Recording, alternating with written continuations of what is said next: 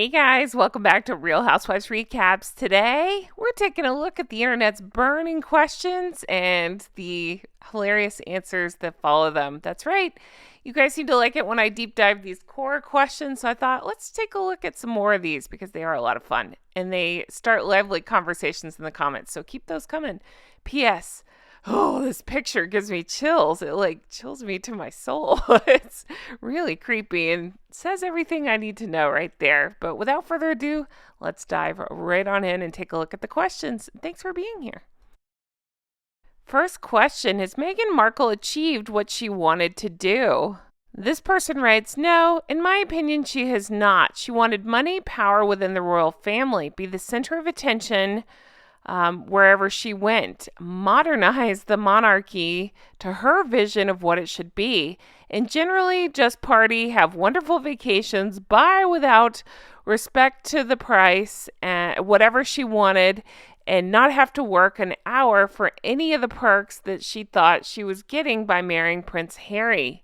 Not work. She has achieved none of that. Yep, I think this person pretty much nailed it. I think they so perfectly summed up exactly how most of us feel. I would say the only thing that I would add to that is she thought she would have, I don't know, minions surrounding her. It seems to be the way she allegedly treated a lot of the people that were there to try to help her. Sounds pretty awful, including the tea throwing incident. So I would say maybe being surrounded by yes people was part of her dream as well. What does Meghan Markle bring to the table? Answer: a dodgy history, ex-husbands, huge delusions, a deep-seated envy of Catherine, and an obsession with William. She fancies herself a cross between Diana and Simpson. She is not close to either. She's just a gold-digging, treacherous D-list actress who married a dimwit. Sadly, he is a dimwit with royal connections, which she has milked until I guess, pip squeaked. Oh my God, that's so well said. That's perfect. Yes. Yeah, I would say a terrible personality, no sense of humor, and a superiority complex, as well as narcissistic traits as well. Those are things that she brings. Does Meghan Markle intend to be a divisive figure? Answer: no idea, but she certainly is behaving that way. I believe she was/is totally unsuited to live the royal family way of life, and I'm sure she knew that from the start. So I'm going to disagree with knowing it from the start. I'm going to say I think she probably thought she hit the lottery marrying into this family and not realizing, again, just not willing to learn from anybody else that there's actual work involved and a degree of selflessness to some of this. And you know, I don't know, like a public service is a degree of, the royal life. And so she wasn't expecting that. She wasn't expecting that you actually do have to be down to earth in some ways in order to carry out this role. And I just don't think she was capable of it. And honestly, I do think that she had a plan from early on, but I think it surprised even her how disliked she was once people started to figure out the real her. So I don't think her ego could cope, and that was that. Who does Meghan Markle want to meet? Answer: someone worth at least $1 billion that has no children to inherit his wealth. Let's see, wants Meghan Markle to be his mommy, she found that, and has one foot in the grave. That would be her ideal fourth husband. She's following the lead of Anna Nicole Smith, but her sugar daddy unfortunately had children. I think about that so often. What's it going to be like when they announce their separation/divorce? How each of them is going to find a way to play victim in all this and blame the other one. It's going to be a disaster, and I will be there with popcorn watching it. But and then think about who each of them will date afterwards. Oh God. Oh, it's going to be hilarious. So we'll just wait and see what happens. Question: why is Meghan Markle so important? Answer: she's not. Have you heard that saying, self-praise is no recommendation?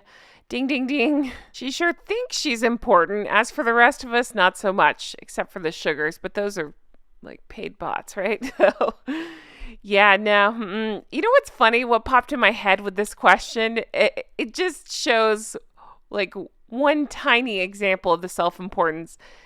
What was her name? Now I'm drawing a blank, but her former publicist that ended up they had a falling out, and or Meghan ghosted her, I guess it was, when she met Prince Harry after she told the lady she was going to meet Prince Harry. Anyway, it doesn't matter. I believe it was her that she sent an email to saying that she could do, was it print work, modeling work, because she has legs that are a mile long. I mean, it's just the self promotion like I've never seen. I think a certain amount of believing in yourself is important, but this is not that. This is a whole nother level of, I think I'm the greatest. Nobody else knows anything, including the royal family, who has been at this for centuries, and I'm going to turn it all on its ear, and I'm going to show you guys what you're doing wrong. I mean, just the level of arrogance and narcissism, just, I don't know why it continues to amaze me. All right, question. Does Meghan Markle lie? You ready for this one? Answer. As we say in the United States, does a bear shit in the woods? You guys, I love it so much. Oh, my UK friends. I actually hope you're hearing this for the first time saying, what? What do they say? Yep, that is a saying here. Does a bear shit in the woods? Obviously, you can derive what that means, but it's like, isn't that obvious? Of course.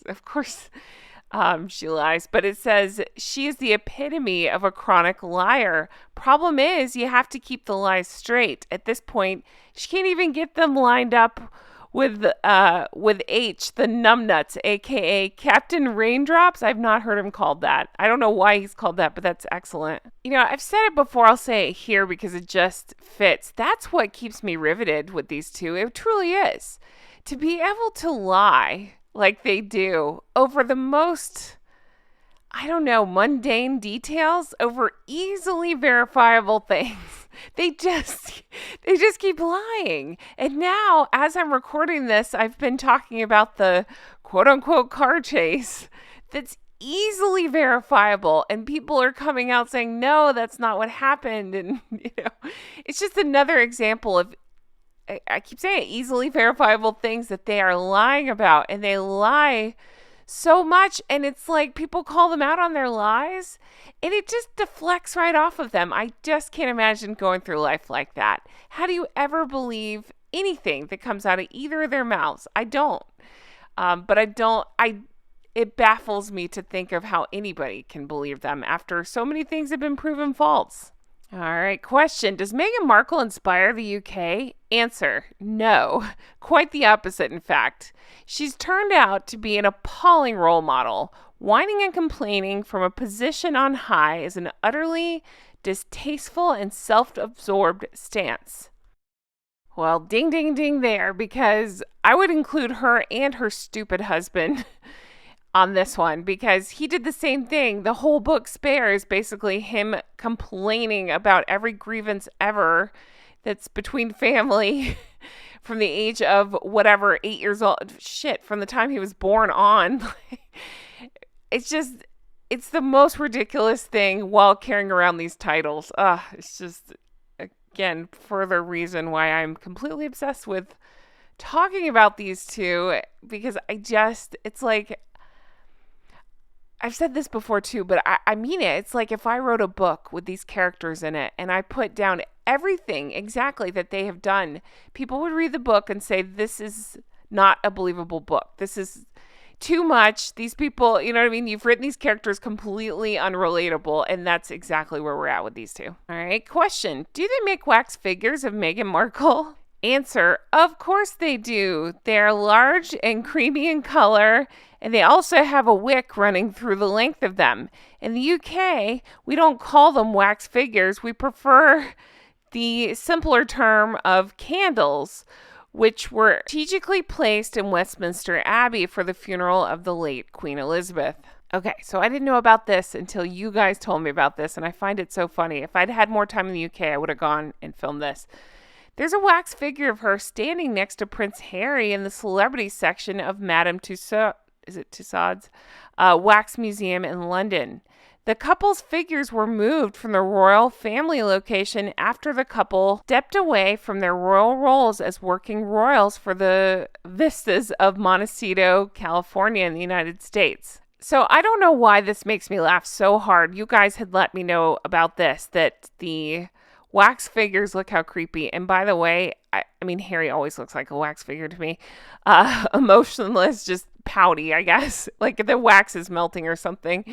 Anyway, it had been their whatever characters' figures had been moved once they stepped down from the royal family. I think that's so funny, and I truly hope that it irks them knowing that. Well, guys, I'm going to leave this one here. I love doing these. They're a lot of fun, and they bring up interesting points that I, don't always know where to talk about them, and this is a great place. So, yeah, I'll keep going with these. Let me know if you have, I don't know, questions or things that you've learned or just things you want to talk about. Let me know in the comments. Thank you so much for being here, and I hope you have the best day. If you want to further support the show, definitely check out the merch. We got Make It Make Sense. Recollections May Vary. In a World of Meghan's, Be a Catherine. We got all kinds of stuff, so check that out. Or check out Patreon, patreon.com/Real Housewives Recaps. That's where we do more deep dives on Hank and Skank and take a look at old interviews and break them down and all kinds of fun stuff. So check that out, and I hope you have the best day, and I'll talk to you again soon. Bye-bye.